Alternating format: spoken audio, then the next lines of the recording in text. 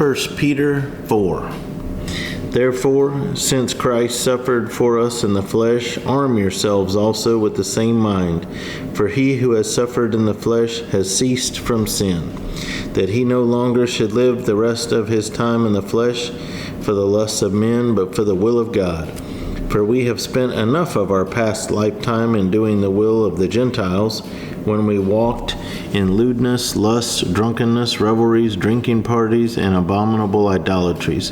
In regard to these, they think it strange that you do not run with them in the same flood of dissipation, speaking evil of you.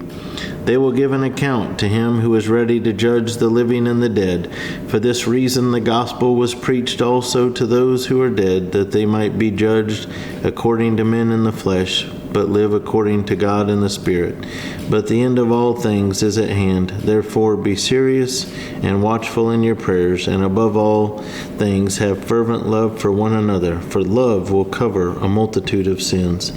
Be hospitable to one another without grumbling. As each one has received a gift, minister it to one another as good stewards of the manifold grace of God. If anyone speaks, let him speak as the oracles of God. If anyone ministers, let him do it as with the ability which God supplies, that in all things God may be glorified through Jesus Christ, to whom belong the glory and the dominion forever and ever. Amen. Beloved, do not think it strange concerning the fiery trial which is to try you, as though some strange thing happened to you. But rejoice to the extent that you partake of Christ's sufferings, that when his glory is revealed, you may also be glad with exceeding joy. If you are reproached for the name of Christ, blessed are you, for the Spirit of glory and of God rests upon you. On their part he is blasphemed, but on your part he is glorified. But let none of you suffer as a murderer, a thief, an evildoer, or as a busybody in other people's matters. Yet if anyone suffers as a Christian, let him not be ashamed, but let him glorify God in this matter. For the time has come for judgment to begin at the house of God.